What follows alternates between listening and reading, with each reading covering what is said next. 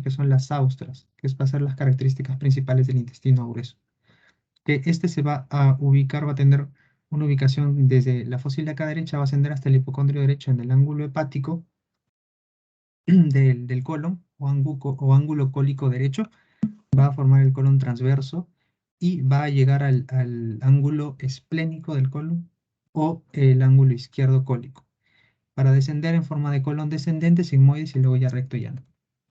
El ciego y el apéndice es la primera porción por debajo de la válvula ileocecal, que se ubica en fosa ilíaca derecha. Mucha relevancia clínica tiene, ya que del ciego sale el apéndice, que siempre tiene su base en la región posterointerna, pero que su orientación puede ser la que varíe.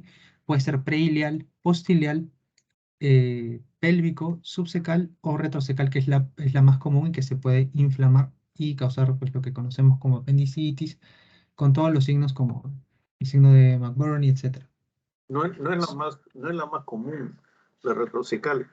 Es la más peligrosa, la que trae mayores complicaciones. Eso sí, está atrás del ciego. Entonces, para sacarla hay que levantar el ciego. Y puede traer un montón de complicaciones. Por eso es la más severa, digamos, la más grave, la que trae mayor mortalidad, etc, etc. Pero no es la más frecuente, felizmente. Sigue con tu exposición. Ya, doctor. Entonces, la irrigación de esta se va a dar con la arteria ileocólica, también llamada antiguamente ileobiseco apendículo-cólica, debido a las ramas que da una rama ileal que luego se van a estomosar con la última rama ileal de la arteria mesentérica superior, que da dos ramas, secal anterior, secal posterior, y la rama apendicular que está en el mesoapendicular, que va a dirigirse hacia el apéndice. La otra rama la vamos a ver en el colon. Bueno, entonces el ciego tiene meso, ¿ya? A diferencia del colon ascendente y el colon descendente, que no tienen meso. Bueno, no deberían tener meso. El colon ascendente mide 15 a 20 centímetros y mencioné que no tiene meso, pero en algunas ocasiones sí podría tener, en cuyo caso se llamaría mesocolon ascendente. Esto es más común en el ascendente, que en el descendente es extremadamente raro. Va desde la unión ileocólica de la válvula ileocecal hasta la flexura hepática. Mantiene relaciones con la fascia del ilíaco, el cuadrado lumbar que no se ve aquí, con la fascia renal posterior, de la cual está separada, porque recordemos que es retroperitoneal. Entonces está separada por medio de la fascia del TOLT. El peritoneo está anterior. Y a nivel de la flexura hepática, esta es una flexura que se dice que en la angulación 80 grados aproximadamente guarda relación con el polo inferior del riñón, con el lóbulo derecho que no se ve aquí, pero debería estar por aquí. Y la segunda porción del duodeno, que guarda más relación con el colon transverso. Y la vesícula biliar, que tampoco se ve aquí en esta imagen. El colon transverso, pues este sí es intraperitoneal, mide aproximadamente 50 centímetros, y como podemos ver aquí, este es el peritoneo, los repliegues peritoneales. Vemos que el colon ascendente y descendente no están envueltos, no están dentro, no son intraperitoneales, y vemos que el mesocolon transverso va desde aproximadamente, aquí podemos ver, a la altura del polo inferior del riñón derecho, pasando por la segunda porción del duodeno, la cabeza del páncreas, borde inferior del páncreas, hasta aproximadamente donde se encuentra el vaso. Guarda relaciones con el intestino delgado, se encuentra inferior y un poco anterior, el aumento mayor que se va a insertar desde la curvatura. Bueno, aquí no se ve el estómago, pero la curvatura mayor hacia el colon transverso, y que va a tapar en forma de delantal, importantísimo cuando se hace, que habla de disecciones, y que es una de las primeras partes que se ve cuando abrimos. También están los vasos mesentéricos superiores. Con respecto al colon descendente, pues este comienza a nivel de la flexura esplénica, y que está en relación con la cola del páncreas, que crea una impresión a su vez también en el vaso, y que tiene un ligamento especial que va se fusiona con la cápsula del vaso, que forma el sustentaculum lieni, que es un medio de fijación del colon y de sustentación del vaso. Es más profundo y menor en calibre que el colon ascendente, por lo cual su abordaje quirúrgico es un poco más complicado y presenta más apéndices hipoploicos. El colon sigmoides, este también tiene meso. Recordemos que el ascendente y descendente no tienen. tiene mesocolon sigmoides que aproximadamente tiene una forma de V invertida. Tiene numerosos apéndices ciploicos voluminosos y, bueno, prácticamente no tiene austras. Sus relaciones, bueno, el aumento mayor, las asas, la vejiga cuando está llena, los vasos ilíacos internos, el uréter izquierdo y, bueno, el plexo hipogástrico superior. Con respecto a la irrigación se da por dos arterias, la arteria mesentérica superior y la arteria mesentérica inferior. Como ya mencioné, esta arteria ileocólica o iliobiseco apendículo-cólica, ya no la mencionaremos y mencionaremos que está la arteria cólica derecha, que tiene una rama superior e inferior para irrigar el colon ascendente, la arteria cólica media, que es inconstante, que tiene una rama izquierda y una rama derecha, y la arteria cólica izquierda ya pertenece a lo que es la rama de la arteria mesentérica inferior, que va a tener también rama superior e inferior, que se van a estomosar con la primera de las arterias sigmoidales, que son otras que van a irrigar el colon sigmoides. Y aquí pues se ve el arco de Riolano que se forma con la unión de la arteria cólica derecha y cólica izquierda, y que cuando está la media se podría llamar también anastomosis máxima de Haller. Aquí el punto en donde se unen estas dos, la irrigación, más o menos está a la altura de la flexura esplénica, importante porque ahí hay una zona que peligra de isquemia, se llama el punto crítico de Griffith. La irrigación, perdón, el drenaje más o menos sigue la trayectoria de las arterias. Y con respecto a la inervación, pues la inervación tiene mucho que ver con la embriología, ya que más o menos la inervación del intestino delgado y el intestino grueso es más o menos la misma hasta la flexura esplénica, todo derivado del plexo solar, siguiendo la trayectoria de la arteria mesentérica superior hasta donde llegue, siguiendo el plexo mesentérico superior, inervación simpática y parasimpática, ramos eferentes, cargando esa información, mientras que el colon descendente y el sigmoides ya tienen una inervación parasimpática diferente por medio de nervios esplénicos pélvicos de C2 a S4, los plexos hipogástricos inferiores que tienen información simpática y parasimpática, y también el plexo hipogástrico superior que tiene la información simpática. Esa sería la diferencia. El recto comienza desde el colon sigmoide, de la unión recto-sigmoidea, hasta el elevador del ano, particularmente su porción rectal. No posee apéndices ni saculaciones, tampoco tiene meso, a pesar de que tiene una fascia que lo recubre, que a veces he visto en algunas literaturas que le dicen mesorrecto, pero no es un meso propiamente. El peritoneo sí lo cubre, pero no totalmente, solo en su tercio superior, la porción anterior y lateral, en el tercio medio, eh, en su parte anterior, y en el tercio inferior no, porque es subperitoneal. Este va a formar, junto con la vejiga en el hombre, el fondo de saco rectovesical, que es lo repliegue por un repliegue peritoneal, y en la mujer el fondo de saco recto uterino o saco de Douglas. Tiene una porción que es la ampolla rectal distal, que es donde se almacenan las heces, que se pueden continuar almacenando hasta el colon sigmoides, que también se puede dilatar, cuya inervación principal es también, como ya es parte de lo que embriológicamente es el intestino posterior, entonces tiene inervación a través de los plexos hipogástricos inferiores, inervación simpática de nervios explánicos lumbares y plexo hipogástrico, inervación parasimpática también de C2, S4, que es ahí donde viene la inervación parasimpática a través del plexo hipogástrico inferior y los explánicos pélvicos. El canal anal va desde S3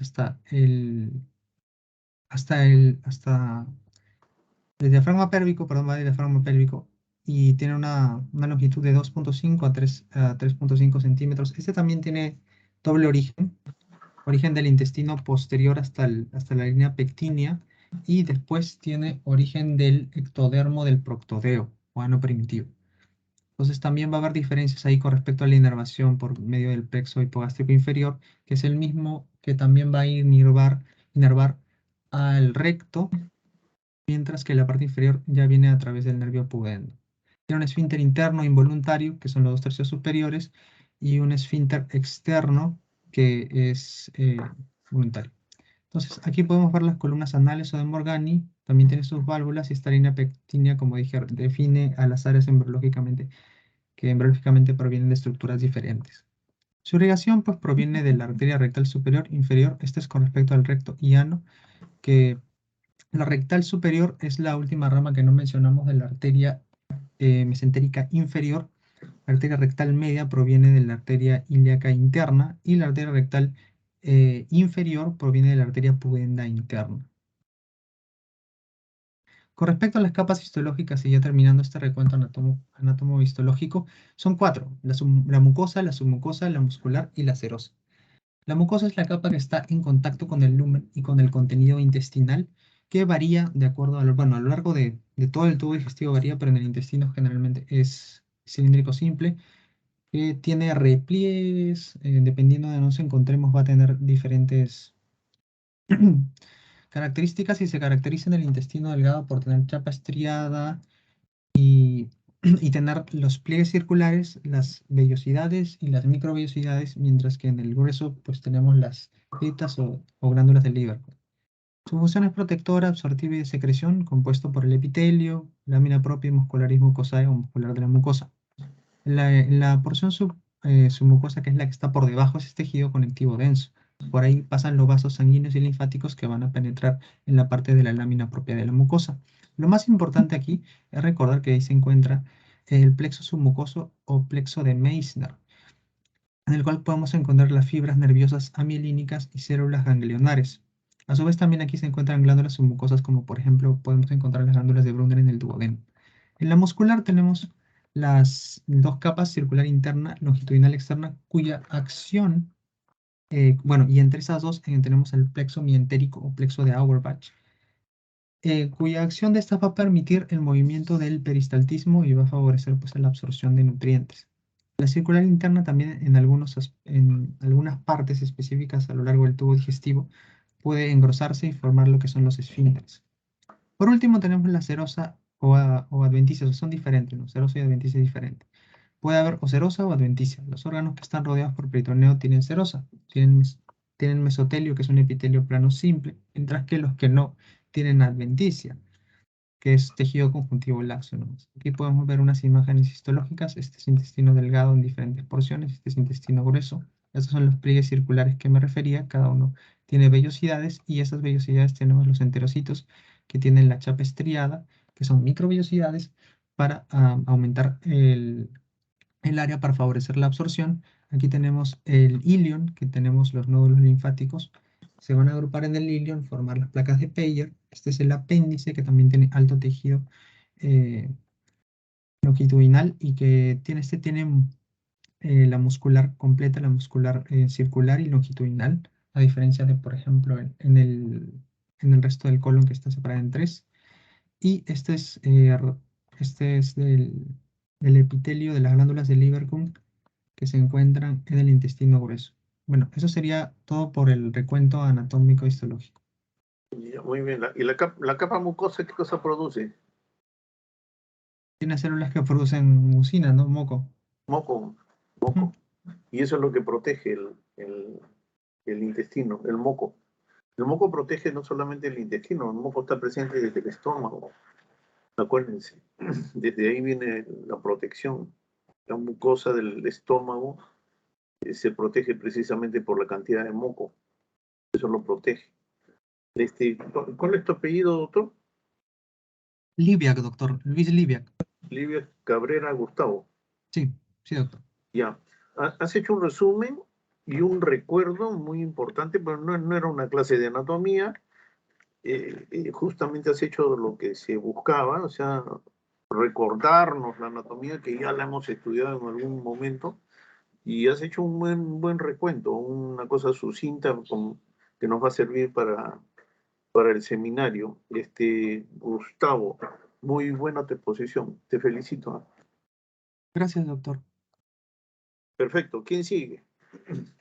Doctor, buenas tardes. Continúo. A ver.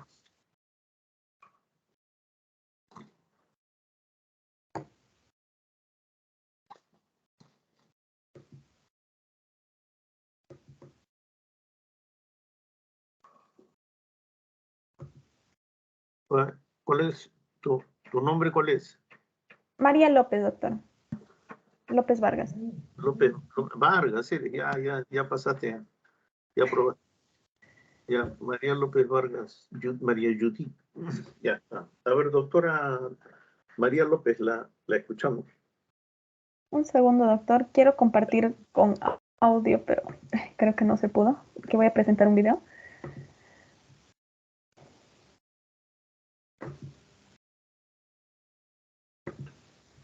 Ahora sí.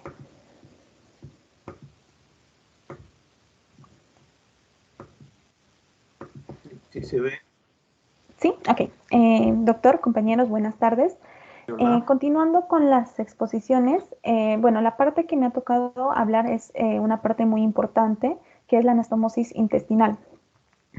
Ahora, ¿qué es la anastomosis intestinal? Este va a ser un proceso que va a involucrar la unión de dos segmentos del tracto digestivo y cuyo objetivo va a ser restituir el tránsito intestinal mediante suturas y anastomosis digestivas.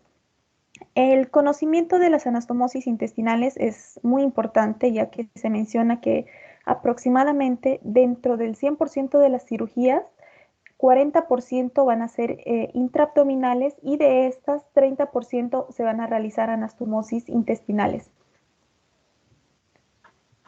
Ahora, para seguir con las anastomosis, es muy importante tener en cuenta ciertos criterios. Tener en cuenta ciertos criterios que se deben cumplir. Las características principales es que debe ser sólida. Esto va a depender tanto del tejido el cual estemos observando o suturando y también de los materiales de suturas, diferentes tipos de hilos y también diferentes tipos de técnicas. Los tejidos deben tener una textura necesaria para poder soportar las fuerzas de los movimientos, como por ejemplo los movimientos peristálticos. Luego tenemos que debe ser hermética, ya que más que todo estas anastomosis no deben pasar el contenido al exterior. También debe tener una buena hemostasia y una buena vascularización. Estos no solo van a depender del tejido, sino también de la técnica que se utilice. Las buenas hemostasias que se realicen nos van a servir para evitar hemorragias. También nos va a servir para evitar hematomas y evitar la formación de abscesos residuales. También algo que debemos tener en cuenta es que no debe ser estenosante. Ya que a la realización de puntos estenosantes nos va a dar como un resultado una necrosis. Ahora, las indicaciones en las que se va a utilizar este tipo de anastomosis intestinales van a ser, por ejemplo, en casos de resecciones de tumores gastrointestinales, en casos de isquemias intestinales, en casos de algunos tipos de trauma, por ejemplo, traumas por accidentes de tránsito, también podrían ser por apuñalamientos, también en caso de perforaciones, por ejemplo, en caso de armas de fuego, también en el caso de las hernias estranguladas, también en algunas fístulas intestinales, en úlceras y estenosis intestinales. Ahora, ¿cómo se va a realizar esta anastomosis intestinal? Bueno, lo he tratado de dividir de una forma, lo que he encontrado es dividirlo de una forma más práctica y se van a dividir según ciertas características. Vamos a tener, según la división del segmentos tracto digestivos, vamos a tener anastomosis ya sea duodenales, anastomosis yeyunales, también ileales, gástricas y también anastomosis cólicas. Y también vamos a tener que se va a dividir según la forma de cómo abocan los extremos. Acá vamos a encontrar 4 tipos. El tipo 2 y 3 van a ser similares, solamente va a ser la diferencia la ubicación. Vamos a tener la primera, que es la terminal, en la cual también se va a denominar fisiológica o también se va a denominar de extremo a extremo. Esta va a ser fisiológica, ya que replican la motilidad intestinal normal Esto se va a constituye orientando los extremos cortados en ambas asas intestinales de boca a boca.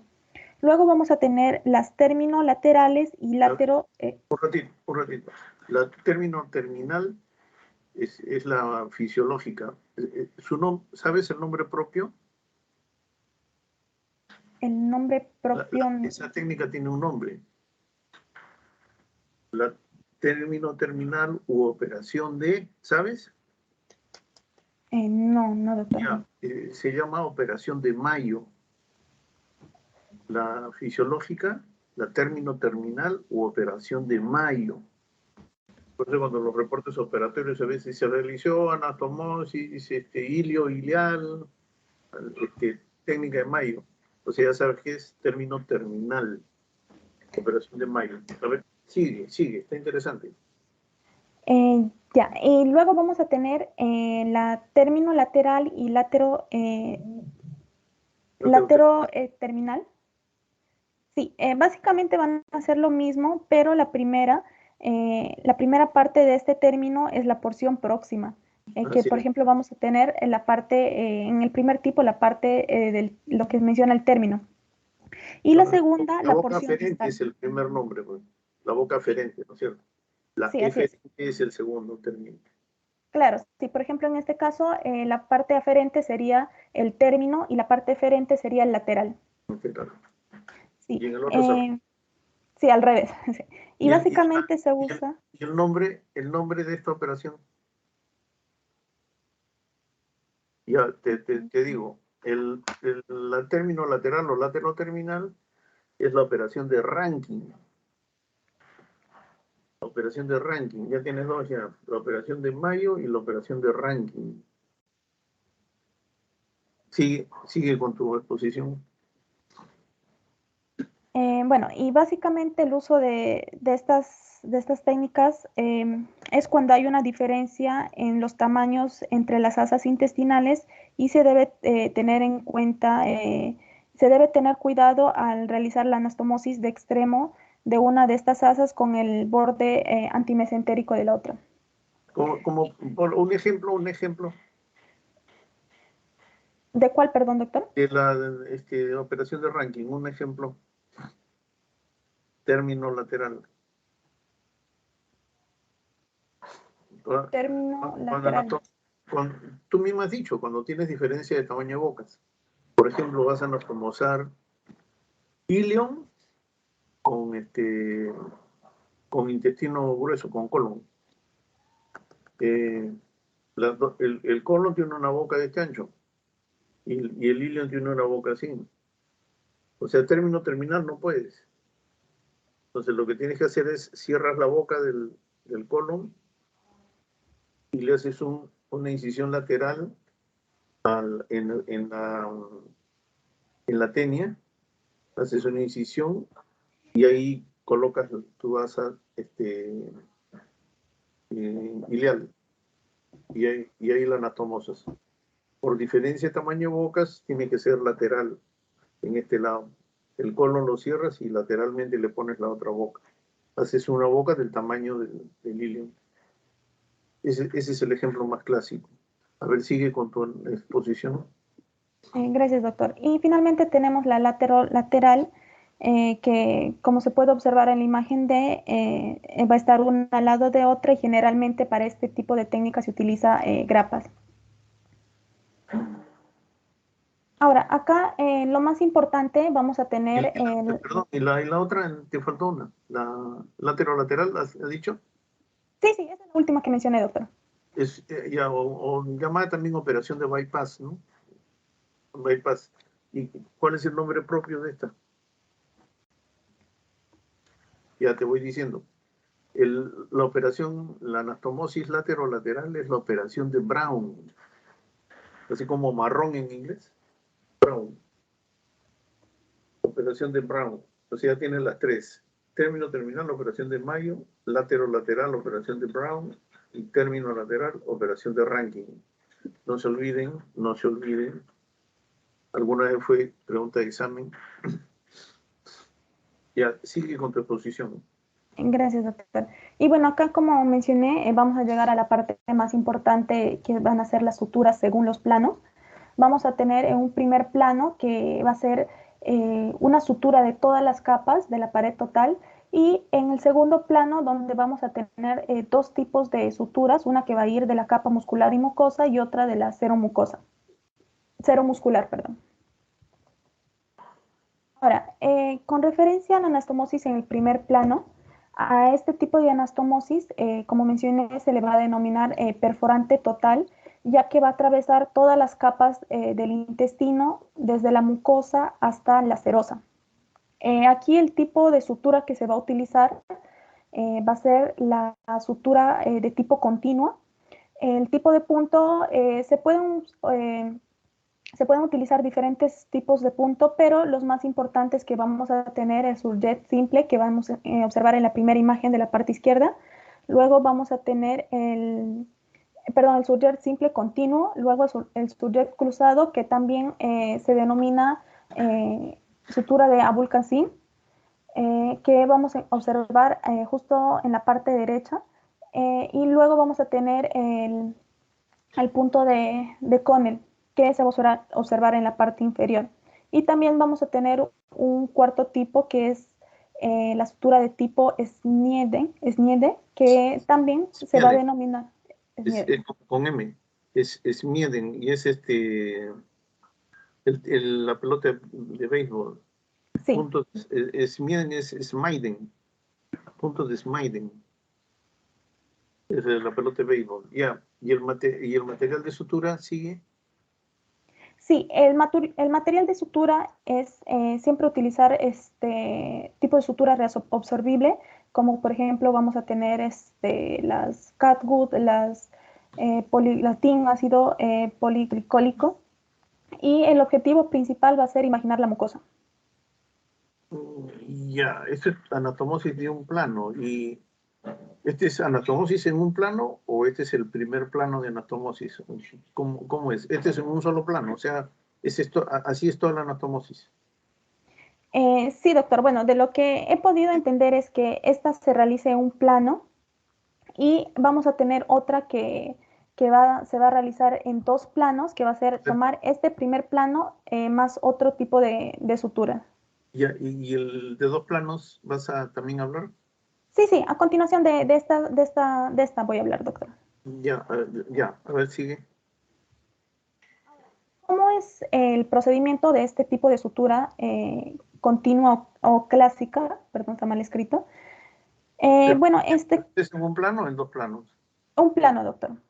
En dos planos va a venir, vamos a ver si... En dos planos va a venir a continuación, después de esta explicación. Ya, a ver, voy a dejar que acabes y después entro yo a hablar. Ya, sigue. Sí. ¿Cómo se va a dar el procedimiento? En este caso en las imágenes que tenemos es una anastomosis cólica rectal de término terminal. En la primera imagen se va a observar que se va a observar una sutura continua posterior que va el hilo y se va a anudar en la parte exterior. En la segunda imagen vamos a observar cómo con una pinza tipo disector se va a recuperar este hilo para realizar una sutura de afuera hacia adentro y con un hilo de referencia se va a pasar al ángulo opuesto sin hacer el nudo, sin anudarlo. Luego en la tercera imagen, la C, vamos a observar que la sutura continua posterior se va a realizar hasta el ángulo opuesto, atravesando las capas intestinales desde afuera hacia adentro. En la cuarta imagen vamos a ver que la sutura continua posterior se va a interrumpir del segundo hilo. Y en la quinta imagen, que es la imagen E, la más grande, vamos a observar el plano anterior que se va a realizar con dos suturas hemicontinuas. El segundo hilo, como se puede observar, va a estar pasando al revés y vamos a encontrar un tercer hilo que va a estar pasando al derecho. Entonces vamos a tener como dos lados opuestos para poder realizar el nudo. Luego de realizar esto se lo tiene que realizar, bueno, se va a realizar con dos personas. Luego vamos a tener que el ayudante va a pellizcar la luz del intestino en ambos lados de la anastomosis para evitar el estrechamiento de la reconstrucción. Y lo que se debe es verificar la fuga de la anastomosis, asegurando que no haya un derrame entérico. Por ejemplo, si tenemos fugas pequeñas, se debe realizar algunos puntos adicionales, pero si tenemos fugas grandes, se debe rehacer la anastomosis.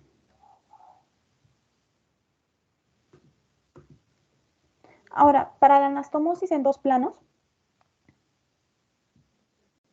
para la anastomosis en dos planos, a este tipo de anastomosis la vamos a denominar serosa, ya que va a atravesar estas capas, pero no va a entrar a la capa de la mucosa.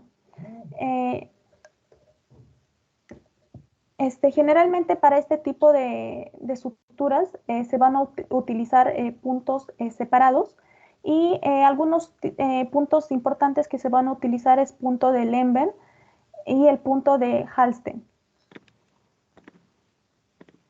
Y el material de sutura que se va a utilizar va a ser irreabsorbible. Lo más utilizado es el utilizar los hilos de seda.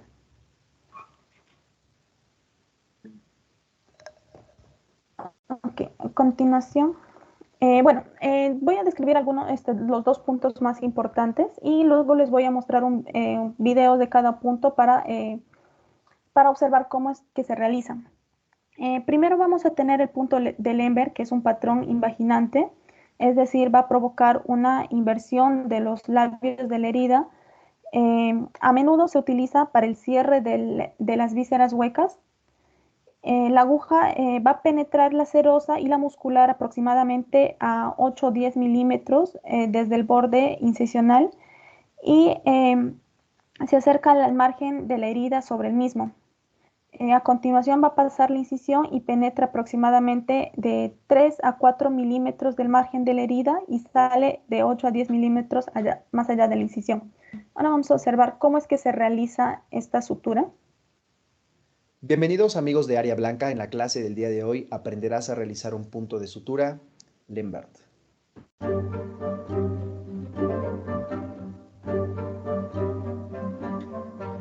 Ok, comenzaremos a realizar un punto de sutura Lemberg. Este punto es invaginante, se utiliza para vísceras huecas, sobre todo regiones como en el estómago o el intestino. Es un punto realmente sencillo, pero tiene ciertas modificaciones que tienes que recordar. Vamos a iniciar con los fundamentos del punto simple.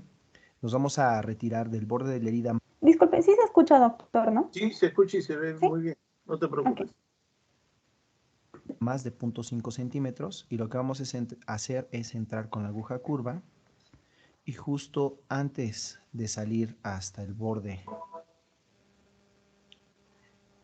del otro lado, sin cruzar el plano, vamos a retirar, como estás observando, la aguja curva. Tomo. Lejos, cerca. Tracciono El otro es suavemente cerca. para reposicionar. Acomodo la aguja curva en mi porta Lejos, cerca. para realizar el mismo procedimiento en la región contralateral. Entro cercano al borde y lo Cerca. que voy a hacer es salir Lejos, cerca, lejos. cerca. Acuérdense. La sutura todo el tiempo está pasando sobre la región de los bordes, y es por eso que al momento de bajar el nudo va a invaginar. Tiende, de hecho es bastante lo que invagina los bordes. Aquí estás observando, voy a bajarlo suavemente para que este puente sea el que quede sobre y no por debajo, como normalmente lo habíamos visto en las clases previas. Voy a traccionar un poco más para... Listo. Recuerda siempre dejar unos 3 centímetros de cabo libre para poderte anudar sin problemas. Coloco, como en cualquier punto, entre los dos cabos de sutura el porta, doy una, 2 vueltas, tomo el cabo libre desde la punta y bajo mi nudo de esta manera. Ejerzo tensión suficiente, se invaginan los bordes, doy una vuelta más tomo del cabo que queda libre y aquí ejerzo muchísimo más tensión. Lo voy a dejar un poco flojo para que puedas observar cómo precisamente debajo de este nudo de los cabos libres que quedaron más lejos de los bordes se encuentra otro reforzamiento que es el que precisamente invagina. Para concluir, doy un punto más, bueno, más bien una lazada para concluir mi nudo quirúrgico. Puedo dar muchos más. De hecho, como es en cavidad, no es necesario limitarme a 3, pueden ser 4, 5 o incluso más los nudos que realizo. Entonces voy a realizar el corte, entrando correctamente, verticalizo. Lo voy a apoyar con mis pinzas de disección con dientes para el cabo que está quedando un poco más largo y libre. Tomo, verticalizo y realizo el corte. De esta manera es como queda un punto de sutura Lembert. Bueno, ese es uno de los tipos de punto. Luego vamos a tener el punto de Halstein, que es utilizado en heridas con mucha tensión o con dificultad para aproximar los bordes. Es un punto ideal para dividir una herida larga en dos mitades, repartiendo la tensión entre ambas. Este tipo de suturas va a proporcionar una buena inversión de los bordes y bueno, algo que tienen característica es que va a ser un punto, va a ser un punto muy estético. Esto es un punto de encerosa, o sea, es la parte externa del intestino, ¿no es cierto? La última capa. Sí, sí, así es, doctor. Punto de cerosa. Y ahí no lo ha anudado porque debió anudarlo para que se vea. Justamente cuando se anuda, se forman o se invagina el tejido. Es cuestión de hacerlo, no lo ha hecho. Bueno, y el siguiente punto. Sí, doctor, justo después de este video del punto de Halsden, no sé si es que podría mostrar un video cómo es que se realiza la sutura en dos planos. Dura poco. Y ahora vamos a tener el punto de Halsden. Además de las pinzas hemostáticas, la introducción de los guantes quirúrgicos y los principios para el manejo correcto de los tejidos, William Halsted implementó puntos de sutura. Uno de ellos es el punto de sutura Halsted que veremos en la clase del día de hoy.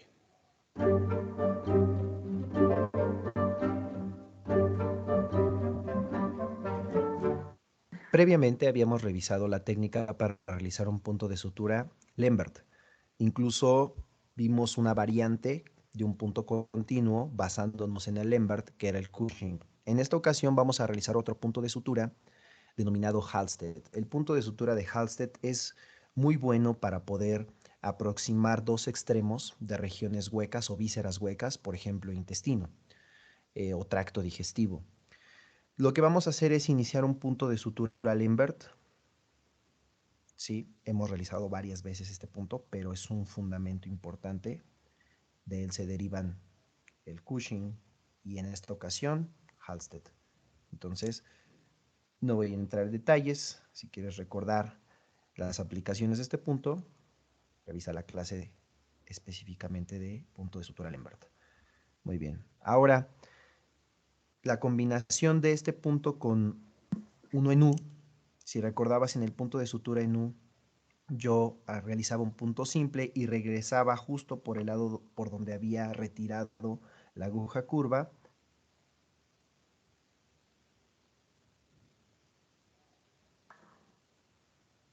La combinación de estos puntos nos va a dar el Halsted.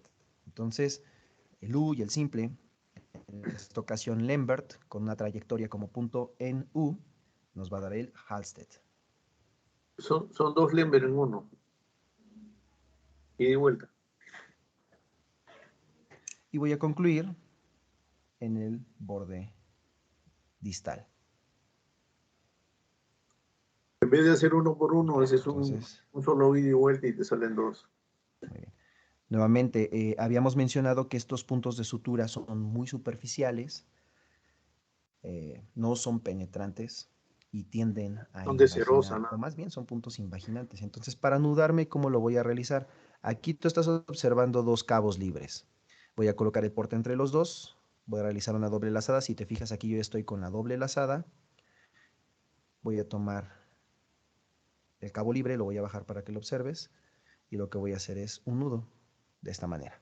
Se forma como un rectángulo, hago tensión suave. Si yo ejerzo más tensión, el tejido va a resistirlo y estos dos puentes se van a introducir o van a descender para invaginar los bordes y que estos dos se aproximen.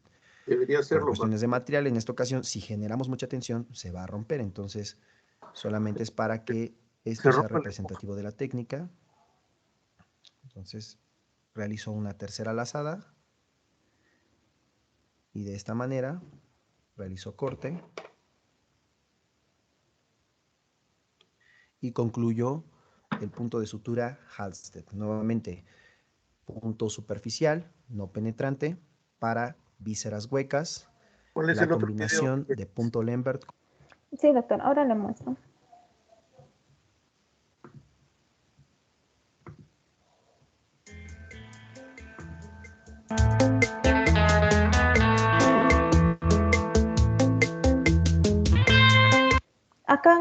Acá comienza, doctor. ¿Cuánto demora? 15 minutos demora. No, es aproximadamente 2 minutos. Es solamente para observar en segundo plano. A ver.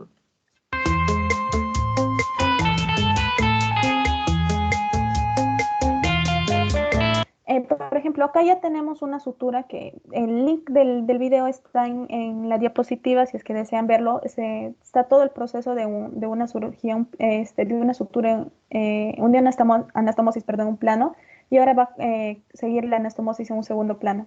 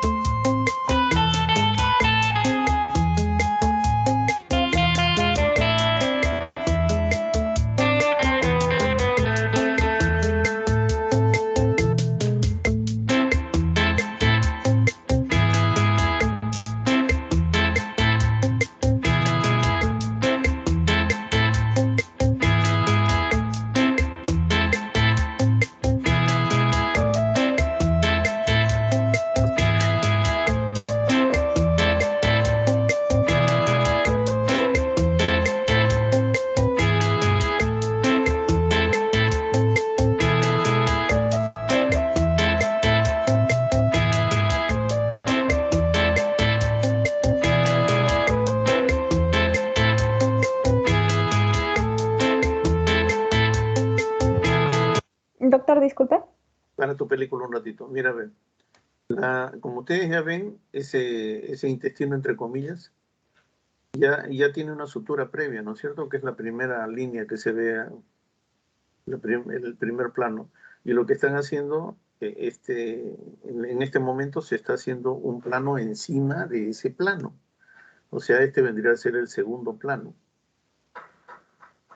Vamos a pasar en limpio lo que nos ha dicho la doctora.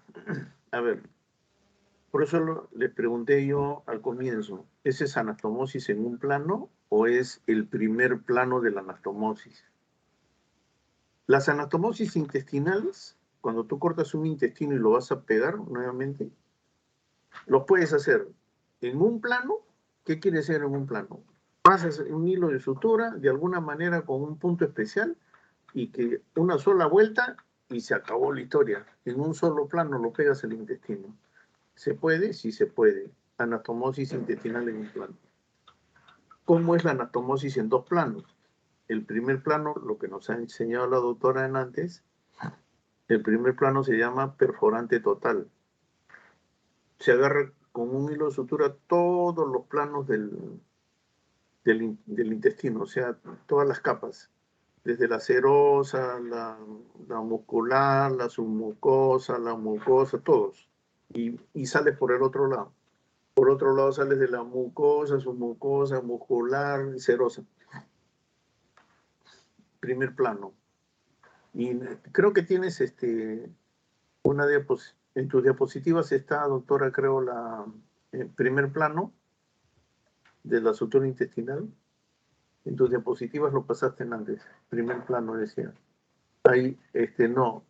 La que sigue. Ya, esa ponla. Ese es el primer plano de sutura gastrointestinal. Perforante total. Ustedes dense cuenta, el hilo entra por un sitio del intestino, perfora todas las capas y se va hacia el otro borde y sale y perfora todas las capas. Total, perforante total. Primer plano de sutura gastrointestinal, perforante total. Se hace con material de sutura reabsorbible, como dijo la doctora, en sutura continua, y los puntos que se utilizan en este primer plano de sutura gastrointestinal son los que dijo la doctora. El surjet simple, el surjet cruzado, o el punto de Abul-Qasim, o el de Abul-Qasis, también le llaman. Tienes el punto de Connell, el punto de Smieding. Esos son los puntos que se utilizan en este plano. Primer plano, sutura gastrointestinal. Una vez que acabas este plano, recién entonces queda el intestino, como hemos visto en la película al final. Al final, la última película que nos ha pasado la doctora, se va a ver así el intestino. Ves la sutura del primer plano y sobre esa sutura le pones el segundo plano. El segundo plano se llama cero seroso. Se llama cero seroso, pero en la práctica no agarra solamente la serosa, porque la serosa es una capa muy delgadita. Si la agarras se rompe, al momento de hacer el nudo se rompe. Entonces agarras cero muscular. En la práctica el punto es cero muscular. Entonces la mucosa, serosa, hasta la muscular, ahí sales. Y te vas al otro borde. Entras, es lo que yo les dije, entro lejos, al borde de sutura, me refiero al borde de sutura, entro lejos, salgo cerca al borde, me voy al otro lado, entro cerca y salgo lejos. Cuando anudo, el tejido se va a juntar y va a tapar el primer plano de sutura gastrointestinal, ya no lo voy a volver a ver. Así es. Entonces, el primer plano, perforante total, incluye todas las capas del intestino. El segundo plano, solamente seromuscular. Y se llama cero seroso. El primero perforante total, el segundo cero seroso. Eso es cuando es en dos planos. Cuando es en un plano, ya les dije. ¿Qué cosa les pide el sílabus a ustedes? A ustedes les exige que aprendan la sutura gastrointestinal en dos planos. El primero, perforante total, el segundo, cero seroso. Así es. El primero, sutura continua, punto el material de sutura reabsorbible, puede ser catgut, bicril, etc. El número de la sutura puede ser 2 ceros, 3 ceros, depende del tamaño del intestino. Sutura continua, puntos a hacer en el primer plano, tienes el punto de surjet simple o cruzado, punto de Connell o punto de Smieding. Hasta ahí tienes el primer plano de sutura gastrointestinal. Segundo plano de sutura, ya terminaste este primer plano que está en la diapositiva, vas a hacer el segundo. Cero seroso, que en la práctica es cero muscular, pero el nombre es cero seroso. Entro lejos, salgo cerca, entro cerca, salgo lejos. Punto de Lemberg, y cuando hago 2 Lemberg y di vuelta, tengo el punto de Halsted. Para segundo plano de sutura gastrointestinal. Material de sutura irreabsorbible. Puede ser nylon, que es muy duro, una seda o un lino excelente. El tamaño, el grosor lo sacan ustedes ya con experiencia, puede ser un 2 ceros o 3 ceros, de acuerdo al tamaño del intestino. ¿No es cierto? Y los puntos son separados. El primer plano era sutura continua. Acá los puntos son separados, puntos separados. Entonces, eso es lo que les exige el sílabus a ustedes. Por conocimiento, para que sepan, ¿se pueden hacer suturas gastrointestinales en un plano? Sí se pueden hacer. Con el punto de Gambí. ¿Ven la diapositiva? La diapositiva, el papel que les he puesto. Y a punto de Gambí, a ver, voy a tratar de... Entro a todos los planos del intestino, entro a todos los planos, doy la vuelta, salgo por debajo de la serosa del borde opuesto, por debajo de la serosa. Me voy al otro lado. Entro por debajo de la serosa, no agarro la serosa. Doy la vuelta, agarro todos los planos. Regreso y ahí sí perforo la serosa del otro lado y salgo. En un solo plano, punto de Gambí. Sí se puede hacer. A ustedes no les exige eso el sílabo, les exige solamente en 2 planos. Y se los aseguro, tengo, ya digo, ¿cuántos años tendré? 30 y tantos años enseñando en la facultad. Todas las promociones les preguntan esto, a todos los exámenes finales les preguntan esto. La sutura gastrointestinal, ¿en cuántos planos se hace? O ¿cómo se llama el primer plano? ¿Cómo se llama el segundo plano? ¿Cuál es el objetivo del primer plano de sutura gastrointestinal? También lo dijo la doctorita. El objetivo del primer plano de sutura gastrointestinal, del primer plano, del primer plano, ¿quién sabe? Lo dijo la doctora, nadie lo escuchó. O la expositora, a ver que nos diga, la doctora que no se ha expuesto. Doctora Imaginar la mucosa, doctor. Imaginar la mucosa. Ese es el objetivo. Esa también fue una pregunta de varios exámenes finales del curso.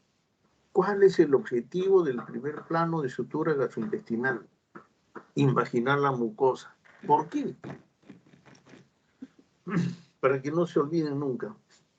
Si ustedes sacan un pedazo de intestino y sacáramos las capas, si pudiéramos, sacamos las capas, por ejemplo, solamente sacas la capa mucosa, la sacamos todita, y sacamos la capa serosa. La capa serosa, por ejemplo, vamos a trabajar en 10 centímetros de intestino. La capa serosa, un pedacito así, estamos cortados, sacamos la capa mucosa. La mucosa se caracteriza porque tiene repliegues, ¿no? Está replegada, la mucosa está arrugada. Entonces, cuando tú estiras la capa mucosa, te sale el doble o el triple de la capa serosa, la longitud. ¿Por qué? Porque la capa mucosa está doblada, por eso se hacen pliegues. Dentro de la mucosa, por eso tiene pliegues. Entonces, por lógica de deducción, cuando tú cortas un intestino, cuando tú cortas un estómago, se sale la mucosa, trata de salirse, porque es tejido redundante, se sale, se abre. Abres un estómago y se abre, se sale la mucosa. Entonces, si tú quieres meterlo y suturarlo con un punto simple cualquiera, va a ser bien difícil, la mucosa se sale, se escapa, se mete entre los labios de la herida, y si se queda un pedazo de mucosa hacia afuera, el problema sería que se hace lo que se llama una fístula, ¿no es cierto? Porque la mucosa va a seguir produciendo moco hacia afuera. Por eso es importante meter toda la mucosa dentro, invaginar la mucosa. Por eso los puntos de primer plano de sutura gastrointestinal son puntos invaginantes. ¿Por qué crees que han hecho un punto de Connell, un punto de Smyden? ¿Por qué? ¿Porque es bonito complicarle la vida al cirujano? No, porque son puntos invaginantes. Cuando los hagamos algún día, ojalá Dios mediante, que el rector baje el dedo y nos permita hacer la clase presencial, ahí se va a demostrar el porqué de esos puntos, para tratar de meter la mucosa. Objetivo del primer plano de sutura gastrointestinal y imaginar la mucosa. ¿Entendido? ¿Alguna pregunta hasta ahí? ¿Está claro todo? Listo. Doctora López, ¿alguna pregunta? Sí, doctor, yo tenía una pregunta que no la pude resolver buscando información. A ver. ¿Por qué las suturas en segundo plano van a ser con hilos no reabsorbibles? ¿Luego se va a realizar un retiro o ahí quedaría? Eso queda ahí.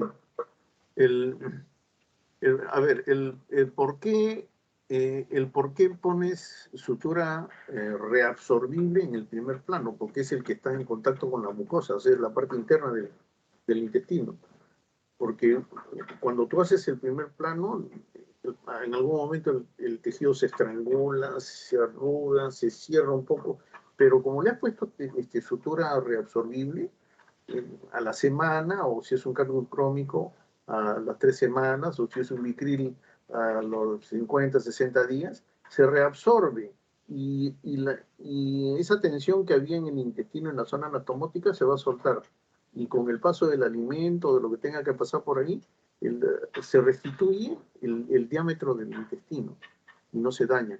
Lo que sí nos interesa es que la parte externa esté completamente sellada y no ceda. Eso sí no va a ceder. Por eso le ponemos sutura irreabsorbible afuera, para que eso se quede ahí. Ahí donde lo pones, ahí se va a quedar. Ese es el porqué. Ahora, también hablaste de estenosis, estenosis intestinal. Si haces una mala técnica, o sea, ajustas mucho el hilo en el primer plano de sutura gastrointestinal, te va a hacer una estenosis, o sea, el intestino se va a cerrar. Y el otro porqué es cuando tú haces una incisión, lo que se llama por ejemplo, en intestino delgado, una enterotomía. Aprendan los términos. Entero es intestino delgado. Colo es intestino grueso. Gastro es estómago. Espleno es vaso. Hepato es hígado. ¿No es cierto? Anatomosis es unir.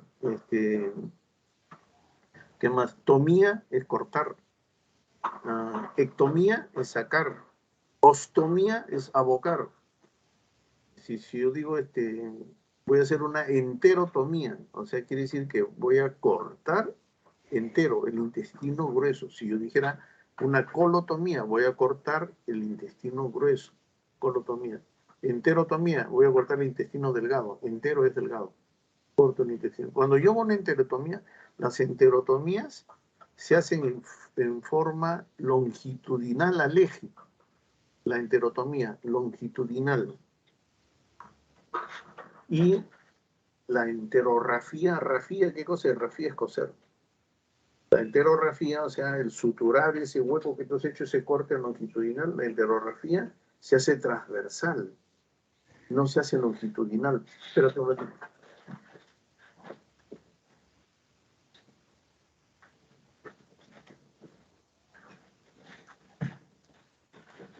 A ver, acá les he traído un intestino de tela acá. No sé si se verá.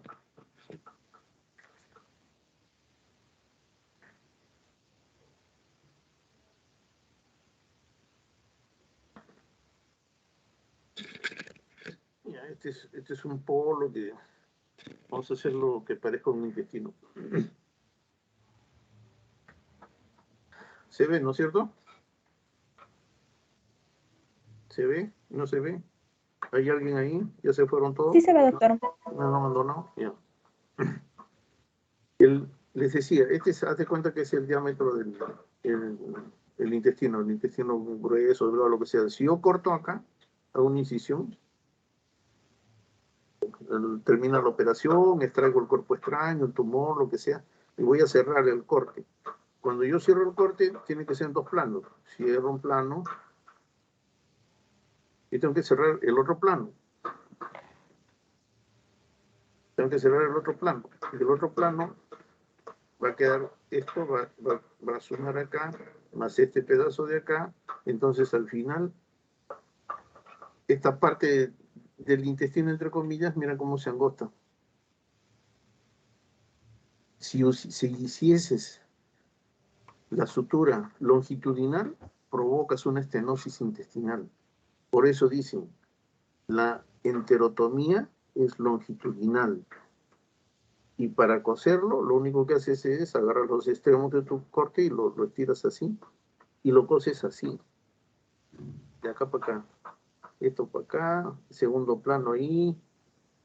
Listo. Entonces, te va a quedar así. Mira, inclusive te va a quedar más ancho de lo que es el intestino. No vas a provocar estenosis. Acuérdense. Pregunta examen también es eso. ¿Cómo se hace una enterotomía y cómo se hace una enterografía? La enterotomía es longitudinal, la enterografía es transversal. ¿Alguna otra pregunta? ¿Preguntas? ¿No hay?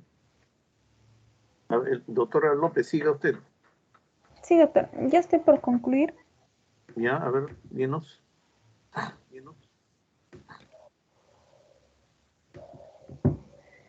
Bueno, y finalmente vamos a tener la división según las técnicas, que va a ser manual, como ya mencioné, que principalmente se va a utilizar lo que son el hilo, las suturas, las agujas y las pinzas. Y la mecánica que principalmente va a ser que se va a utilizar que va a ser el uso de grapadoras, que mi compañero más adelante lo va a explicar de una mejor manera. Ajá. Eh, Esto lo va a explicar mi compañero, doctor. Ya, esta parte ya es para tu compañero. Sí, ese es de mi compañero, doctor. Ya tú ya acabaste entonces tu parte. Sí, bueno, y finalmente quería concluir con estas pequeñas comparaciones que he encontrado y me han parecido muy bonitas, que por ejemplo vamos a tener en el tipo de suturas continuas que como he mencionado se daban en el primer plano. ¿Cuáles serían los beneficios?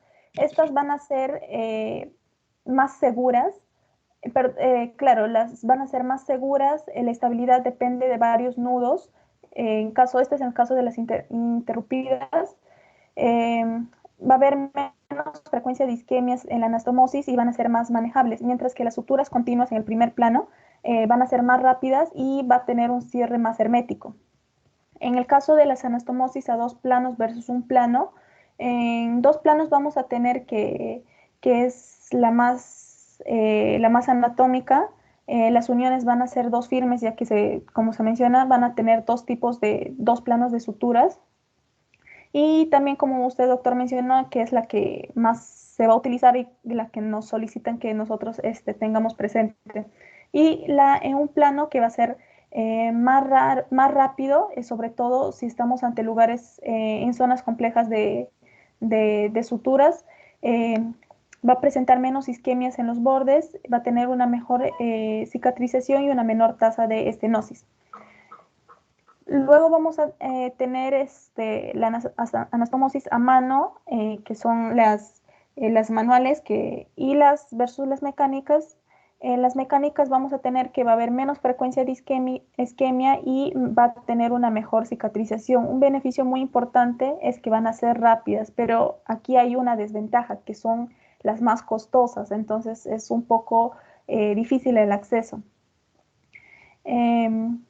También vamos a tener las anastomosis manuales, que estas al ser manuales van a tener los bordes invertidos más seguros, va a ser más económica y va a ser de más accesibilidad. Eso sería todo, doctor. Sí, eso es cierto. Si bien es cierto, como dice la doctora, las suturas mecánicas nos alivian grandemente en cuestión de tiempo, recuperación de paciente y todo lo que quieran, pero cuesta. Cada disparo, cada cartucho cuesta. Y depende de dónde trabajes. Si trabajas en la clínica Ricardo Palma, después de tu serum, bueno, pero si te vas a trabajar al hospital de Puno, al hospital Pucha, ¿sabes qué? Mejor aprender a hacer tus suturas intestinales y te va a salir más barato. Eso es cierto. No se olviden, aprendan la sutura intestinal en 2 planos, que es lo que le van a preguntar a ustedes en el examen. Por lo demás, a la doctora López Vargas, felicito, está interesante su exposición y ha sido motivo para discusión, que es lo que al final de la historia nos interesa en los seminarios, discutir, ahí es donde se aprende más. Muy bien, doctora López, la felicito. Muchas gracias, doctor. ¿Quién sigue ahora? Doctor, ahora va a pasar mi compañero Lozano Becerra. A ver. Doctor, buenas tardes. ¿Puedo ver mis diapositivas? Sí, se ve. Ok, doctor. Bueno, voy a hablar acerca de los tipos de anastomosis, solamente de eso, acerca de las complicaciones y otros demás indicaciones también de las anastomosis va a hablar mi compañera Lozano Moyo. Bueno, hablando acerca de los tipos de anastomosis intestinal, como lo mencionó mi compañera, pues hay diferentes tipos de anastomosis. Había mencionado la terminal, la laterolateral, la lateroterminal también. y pues otros tipos de anastomosis. También hay anastomosis de acuerdo a la región anatómica que se están dando, ¿ok? Pero lo que voy a hablar ahorita es acerca de los tipos de anastomosis, más que todo según la técnica quirúrgica que se está utilizando. Mi compañero habló acerca del número de planos, el tipo de anastomosis de un solo plano, como lo dijo ella, pues se toma todo en conjunto. El de 2 planos se divide entre la muscular y la mucosa o la muscular, y yo me voy a centrar más que todo en lo que es la técnica, que pues podría ser manual o también podría ser mecánica. Acerca de las anastomosis de planos manuales, como lo mencionó mi compañera, pues lo que se hace primero es, para empezar, esto de aquí se utiliza pues el hilo, la aguja también y bueno, con las manos del cirujano, ¿ok? Lo que se hace primero es colocar una sutura permanente para que mantenga estabilidad, ¿no? Y luego ya se utiliza una sutura absorbible y se va anastomosando todas las paredes del intestino, ¿no? Esto se utiliza más que todo en una anastomosis, como vemos aquí, término terminal, ¿ok? Y después de que las suturas ya se encuentran ya unidas, ya se retira la parte permanente de la sutura. El uso de estas anastomosis, pues, es, como lo dijo mi compañera, hay que ver varios aspectos, ¿no? La mayoría son aspectos de debate, como por ejemplo, se debate cuál es el material más adecuado, qué tipos de suturas utilizar, si se utilizan las suturas con puntos sueltos o si no las continuas. Y también otro de los debates que se tienen entre los cirujanos es si es que utilizar una o 2 capas de suturas, ¿no? Bueno, eso según un artículo que encontré, que es este de aquí, decía que ya se debería dejar eso de acuerdo a la opinión de cada cirujano. Pero, si bien es cierto, hay algunos estudios que han visto que, por ejemplo, el uso de puntos sueltos ocasiona menos isquemia conforme al uso, en comparación al uso de suturas continuas. ¿Ok? También, pues, esto de aquí se prefiere, el punto suelto se prefiere en una anastomosis de pequeños calibres, pues puede ser, por ejemplo, en la vía biliar, ¿no? Para anastomosar las vías biliares se pueden utilizar este tipo de puntos que son los puntos sueltos.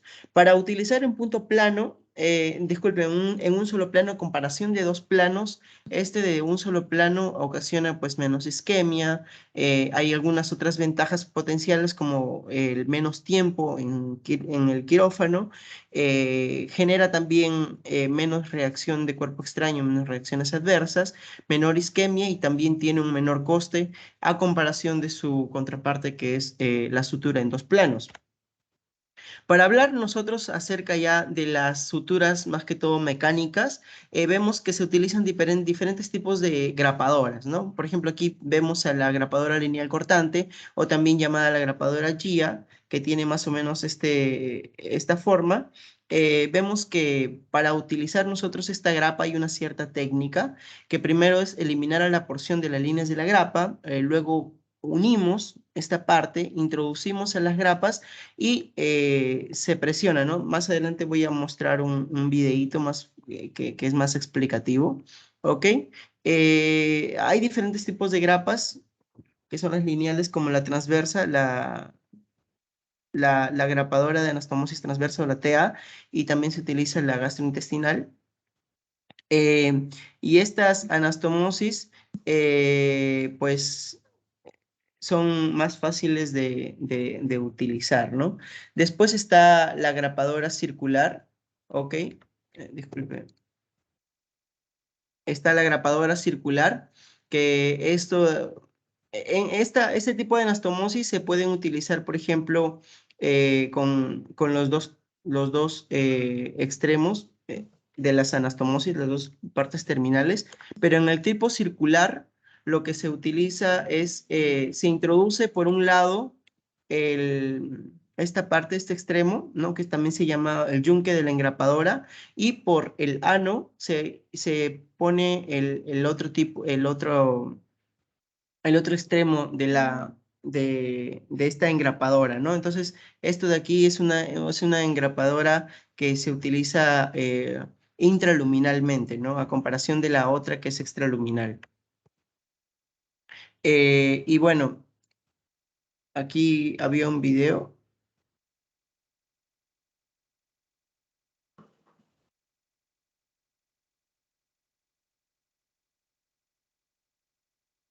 En donde hablan acerca de las grapadoras. Esa es la grapadora circular que se menciona. Ahí hay diferentes tipos de colores que se utilizan y más adelante también lo voy a explicar en un cuadrito en español. ¿Ok? Y bueno, se utiliza desde aquí.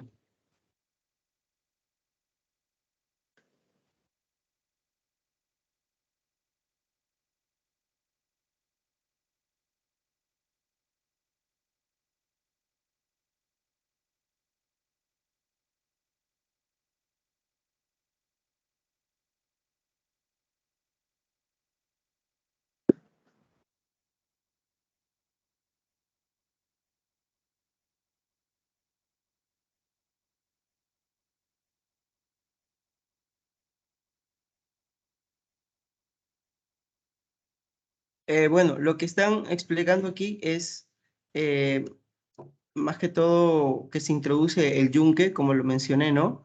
Y se hace una sutura, que esta sutura se llama saco de tabaco, ¿ok? Y se utiliza más que todo para poder cerrar a la parte terminal, ¿no? De lo que se quiere grapar. Y esto es para poder afianzarle un poco más al yunque de la grapadora.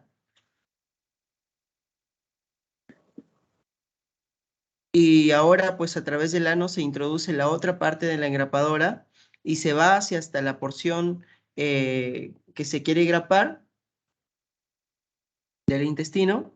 Se unen estas dos porciones más adelante, aquí como lo podemos ver, se unen tanto el yunque como la otra porción que se introdujo por el ano y el recto del paciente y pues ya se procede a engrapar, ¿no? Aquí como lo podemos ver. Retrae y pues ya se realizó el engrapado, ¿no? Esa es la parte intraluminal, así se ve, las grapas intraluminalmente de este tipo de anastomosis intestinal. Eh, Ahora, para ver ya el tipo de cartuchos que se utilizan, pues son diferentes colores que se utilizan, ¿no? Y cada uno de ellos se va a utilizar para diferentes tipos de calibres, siendo el primero el blanco, que se utiliza para calibres de tipo de suturas, por ejemplo, vasculares o suturas bronquiales. El azul para suturas de intestino delgado, del esófago, del fundus gástrico. Y el verde y el dorado se utilizan ya para estructuras como el recto, el antro gástrico, ¿no? Que tienen mayor grosor parietal. Para el uso de este tipo de anastomosis, mecánicas, pues se ven algunas principales ventajas que se atribuyen a estas, las cuales pues las grapas de titanio son menos rechazadas por el cuerpo de los pacientes a comparación de los hilos de sutura, ¿no? Produce menos rechazo, menos inflamación, a mayor rapidez también que a comparación de los otros tipos con hilos y aguja de suturas. eh, y también hay una disminución de los tiempos quirúrgicos, ¿no? Y esto pues hace que su realización sea mucho más fácil, como por ejemplo en porciones como el esófago o el recto. Bueno, y aquí hay otros tipos de calibres que son preferibles por ejemplo, suturas esofágicas o el bypass gástrico, ¿no? Y este tipo de suturas pues vienen con un film hemostático que está dispuesto para disminuir lo que es el rechazo en inflamación, doctor. Bueno, eso sería todo. Interesante. Esa parte de la sutura circular se utiliza más en cuando haces resecciones anteriores de intestino grueso, que te queda un muñón. En caso de cáncer, por ejemplo, de intestino, haces una resección anterior y para hacer la anastomosis a lo que te queda abajo del recto, es bien difícil con esta grapadora circular que tiene el yunque que dicen ahí, ¿no? Pero nosotros le llamamos el trompito. Metes el trompito en la porción aferente, lo nudas con una jareta y lo bajas. Y la máquina hace el resto una vez que entra dentro del trompito, dentro de la máquina. Al apretar el gatillo, salen las grapas, salen y cortan el tejido y te dejan un diámetro adecuado. Sí, es interesante. Ya les he dicho que una sutura mecánica te ahorra mucho tiempo de cirugía, bastante tiempo de cirugía. Es cuestión de aprender, saberlos usar. Los que van a hacer la residencia de cirugía van a aprender a usar estos aditamentos, pero les repito, son caros. No todos los hospitales pueden adquirirlos, no todos los pacientes pueden pagarlos. Son caros. Ah, interesante, muy, muy bonita la exposición, doctor, lo felicito. Muchas gracias, doctor. ¿Quién sigue? Sí, doctor, un momentito, por favor. Lozano Moyo Angélica. Ya. ¿Qué parte vas a hacer, doctora? Las complicaciones, indicaciones y Sí. contraindicaciones. Exacto, importante, importante.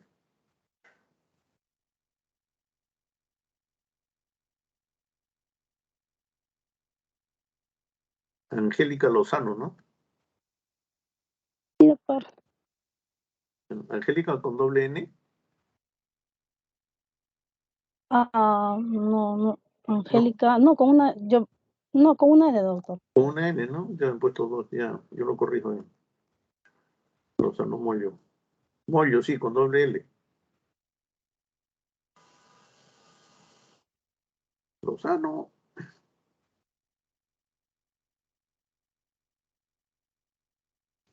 Doctor, disculpe, se me pasó una N en Angélica, pero es Moyo con doble L, su apellido de Moyo la con compañera. doble L, ¿no es cierto?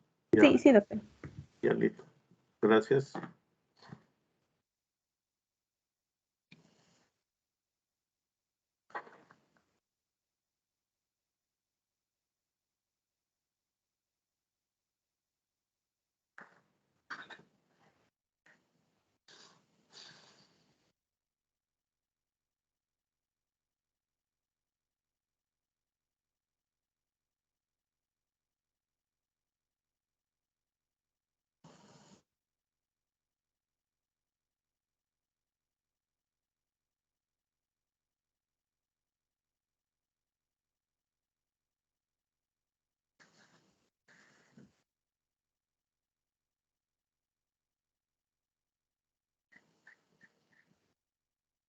¿La expositora qué pasó? Ya lo proyecté, doctor. No sé si ya lo pueden observar. No, yo no veo nada. Yo ya lo veo. Bueno, voy a volver si no. Ahí Sí, ya está, está, Angélica, justo. ya recién. salió. Ya. Gracias. Ya salió. Voy a ponerlo en grande.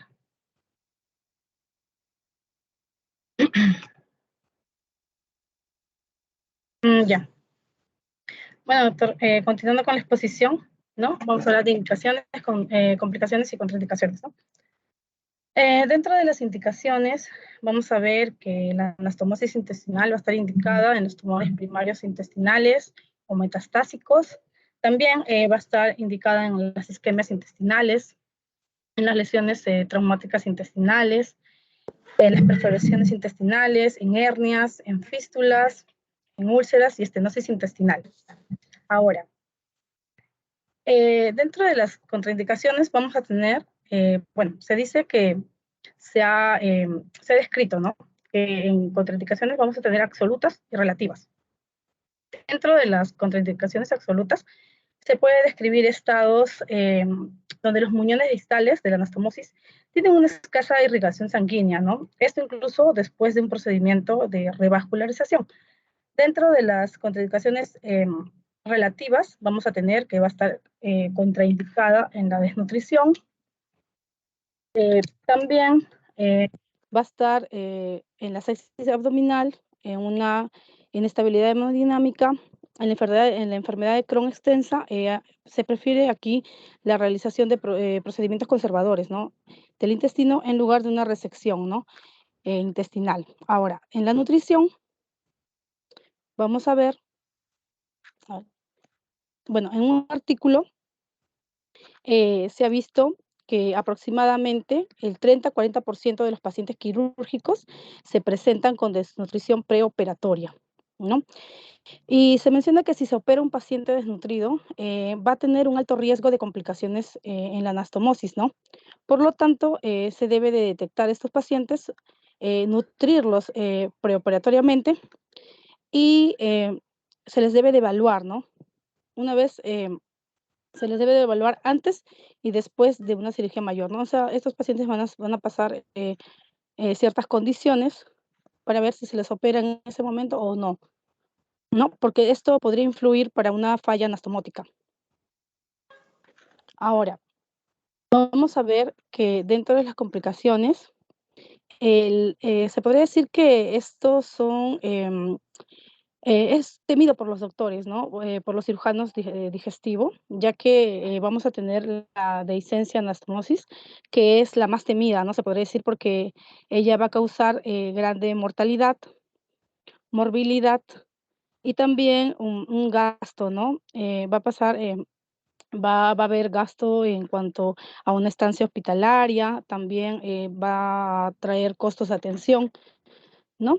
Esta dehiscencia de anastomosis se define como la pérdida de continuidad parcial o total en una anastomosis, ¿no?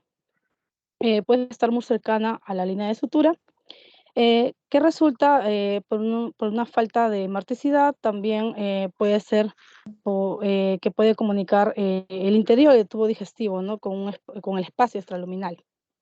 Ahora, tenemos que tener en cuenta que el periodo crítico en la aparición de estas fallas anastomóticas va a ser antes de los 5 días, ¿no? Entre el tercer y quinto día postquirúrgico, que es en ese momento en que la sutura va a Perdón, tener una... perdón, Disculpe. doctor. Perdón, esto entre tercer y quinto día es en pacientes que estás hablando con problemas de nutrición, No, no, doctor. ¿no? Es, es antes, o sea, esta falla anastomótica, me refiero a la dehiscencia anastomótica. Sí, sí, sí, sí. ¿En qué tipo de pacientes estás hablando? Allá, se refiere a pacientes, bueno, yo encontré que era, o sea, después de esta Claro, operación, no te entendí bien lo que dijiste, pero estabas hablando algo de pacientes con desnutrición y tantas cosas, ya, sí, y, doctor, y ahí dijiste, y las complicaciones pueden darse entre el tercer y el ya, quinto día. no, Sí, estaba mencionando en la anterior diapositiva que en un estudio, bueno, en varios estudios, mencionaban que la desnutrición era una causa para no realizar, ¿no? Esta claro. operación, pero mencionaban que aproximadamente, o sea, en algunos hospitales, bueno, evaluaban al paciente, pero sí habían incidencias de que sí se habían operado a pacientes con desnutrición, pero que daban una falla anastomótica, ¿no? Ya. Eso sobre todo ¿Qué tiempo? complicaciones. ¿En qué tiempo era la falla de esos Eh, pacientes? Antes de los 5 días, doctor, Antes de los entre sí, ya está bien. Del segundo al quinto, ya está. Eso es lo que no tercer, tenía. quinto día, claro. Ya, se confundió por eso, sí. En esos pacientes también, o sea, mencionaban que la nutrición era muy importante antes y después de una operación, pero estaba contraindicado, ¿no? Operar a una persona Claro. en desnutrición. No, y está de acuerdo a que, aprovecho para explicarles, aprovecho que estás tocando el tema. Cuando hay una anastomosis y una operación que interviene una sutura intestinal o gastrointestinal, se dice que cuando el paciente o la anastomosis o la sutura intestinal se complica en las primeras 24 horas es por problema del cirujano, es mala técnica operatoria, ¿entendido? Las primeras 24 horas. De ahí para adelante, segundo hasta el cuarto día son problemas del paciente. Es justo lo que tú estás diciendo. Por eso Sí, Y se sí, está doctor. justo lo que tú También, dices, problemas de nutrición. Y más sí, adelante, y del quinto día para adelante, ya es problema, una posible complicación, ¿no? ¿como qué? Por ejemplo, Ya sería de la misma, por ejemplo, puede ser en la, una infección. claro, una infección también. Un absceso, Esto se provoca, también mencionaban, porque el hilo a veces lo aprietan demasiado, entonces esto estenosis, provoca. Ujú, estenosis, sí, doctor. necrosis, infección.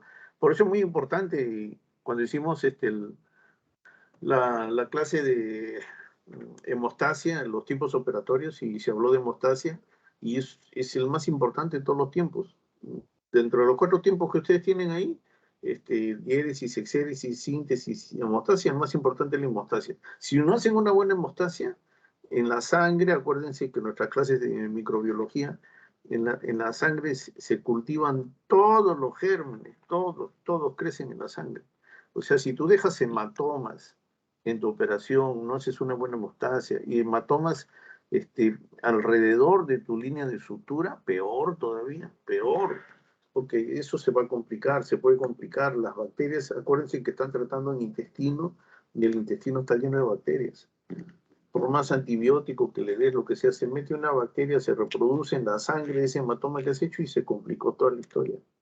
Es muy importante. Sigue, doctorita, está interesante.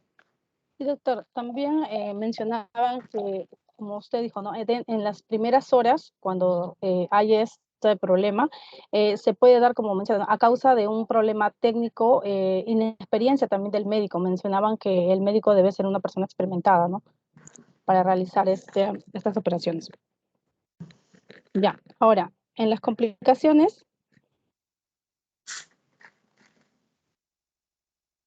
mi diapositiva no avanza, un ratito, doctor.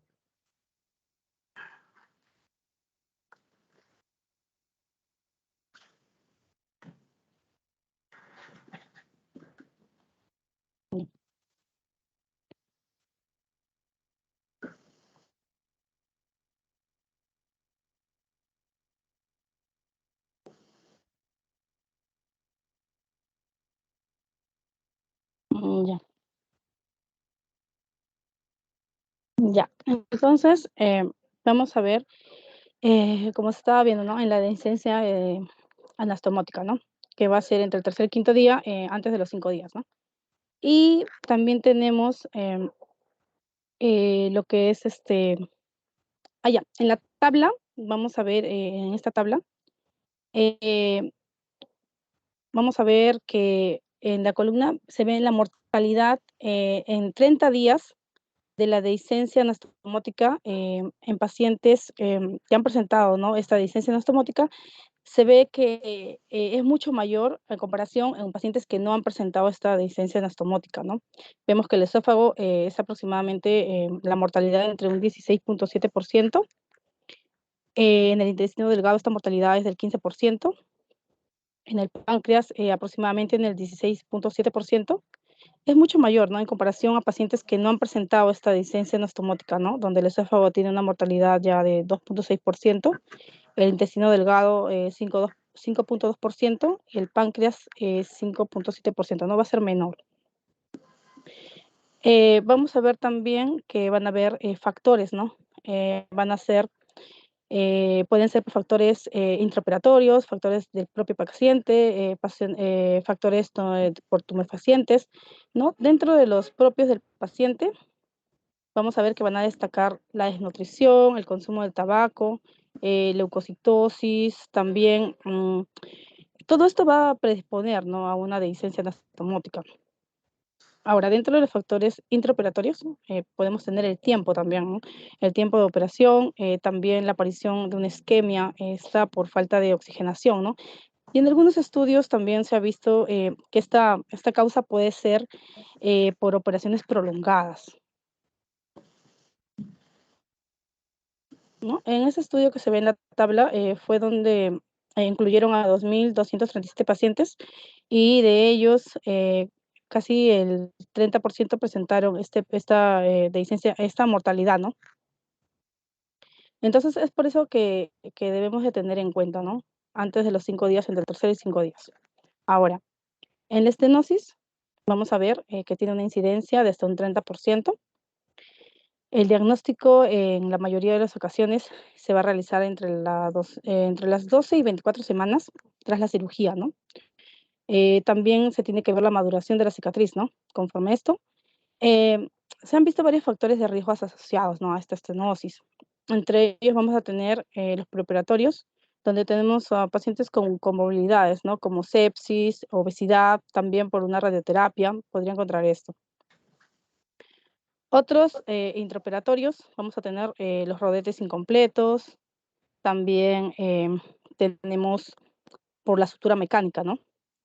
En los postoperatorios vamos a tener, ¿no?, el sangrado también que se puede dar en la línea anastomótica, las dehiscencias, infecciones pélvicas, radioterapia. También vamos a tener a la fístula, ¿no? Aquí, al quedar mal, como se mencionó, la sutura de la herida, esto puede producir una fuga, ¿no? Y lo que no puede llevar un acceso, evolucionar a una fístula, ¿no?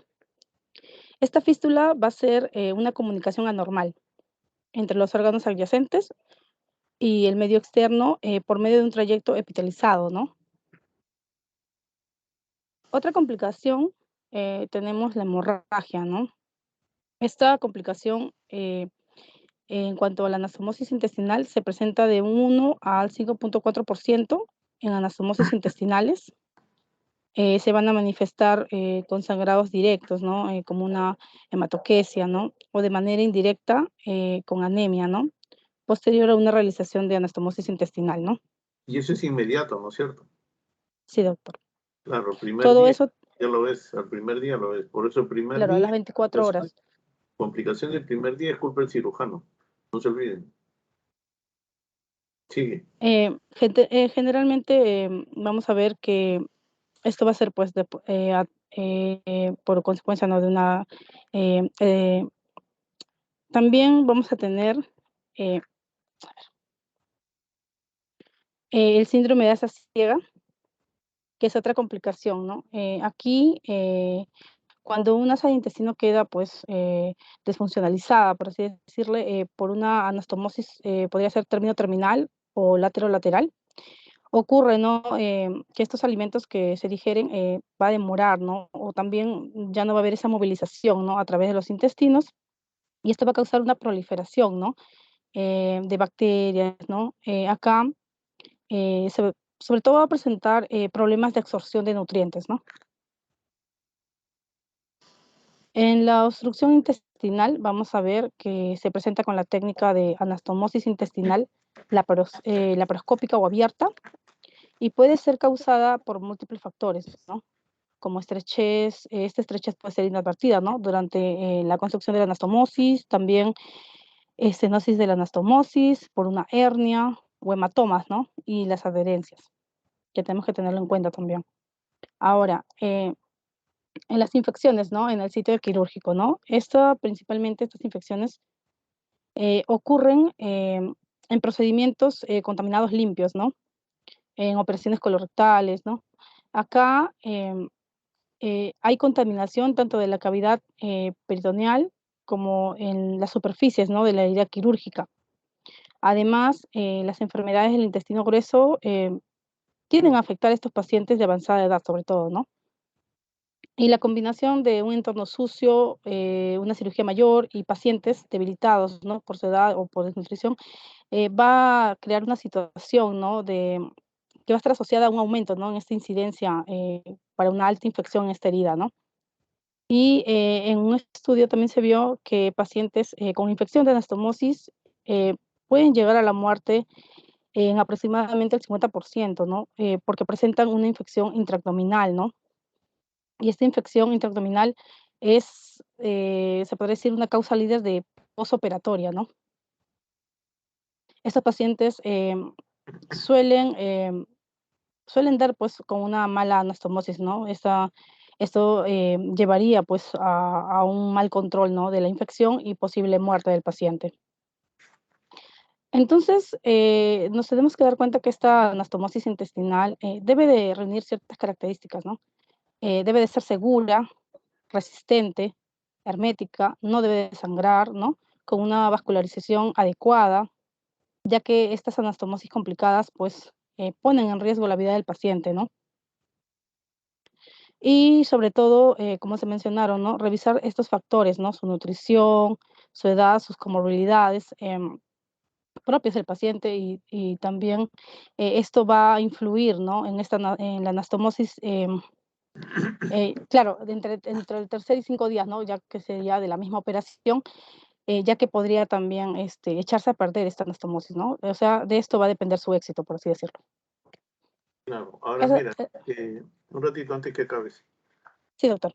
Una de las causas frecuentes de hernias, hernias internas, porque por ejemplo, los ejemplos que está poniendo ahí, que estamos viendo, al medio tienes, eso parece una intususcepción, ¿no? Se han metido el asa dentro de otra, por el tamaño de asa. Pero cuando hacen una resección intestinal, no solamente cortas el intestino, sino tienes que cortar el meso también, porque lo tiene pegado por donde van los vasos sanguíneos.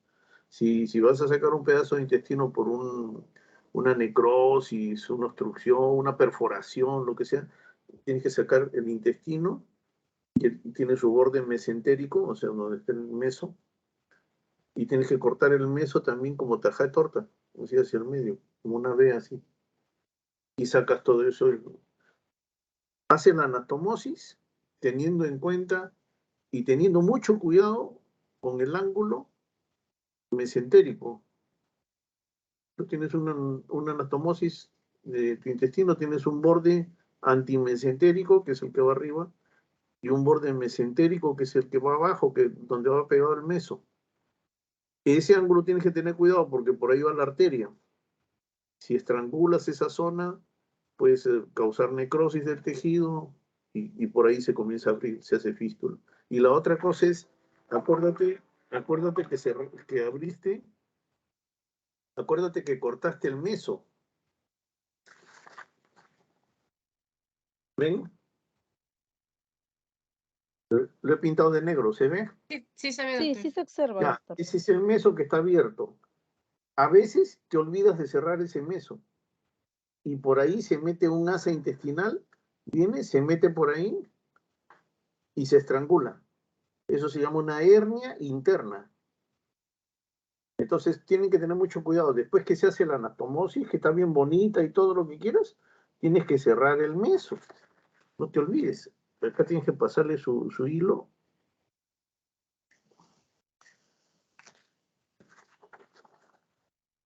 Con su material de sutura y cierran el meso. No se olviden de cerrar el meso. Produce hernias internas. Eso es una complicación bastante frecuente. Por lo demás, ¿acabaste tu exposición, doctora? Sí, doctor. Eso sería todo. Gracias.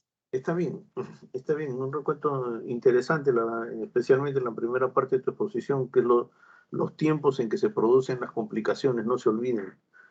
Primeras 24 horas hasta 48 ya, te doy. Complicaciones de anastomosis, problema cirujano, técnico operatoria. Del segundo al quinto día, como dijo bien la doctora, problemas del paciente. Nutrición, el paciente sometido a larga terapia con corticoides, inmunodeprimido, paciente que tiene cáncer, etc., etc., etc. Problemas del paciente. Y del quinto día para adelante ya vienen las otras complicaciones, que generalmente son necrosis que se trató mal el ángulo mesentérico de la anastomosis, infecciones, algún hematoma que quedó por ahí se infectó, se hizo un absceso, etc. Y ya las complicaciones de ese tipo vienen del quinto día para adelante. Interesante, nos ha hecho ver a grosso modo las principales complicaciones de este tipo de operaciones. La felicito, doctora, estaba interesante su exposición, muy bien. Gracias, doctor. ¿Ya falta alguien? Ya no. ¿Ya no falta nadie? ¿Ningún expositor? No, doctor, ya de nuestro grupo Ya están seríamos todos. Ya están todos, perfecto. Ha sido un seminario bastante productivo.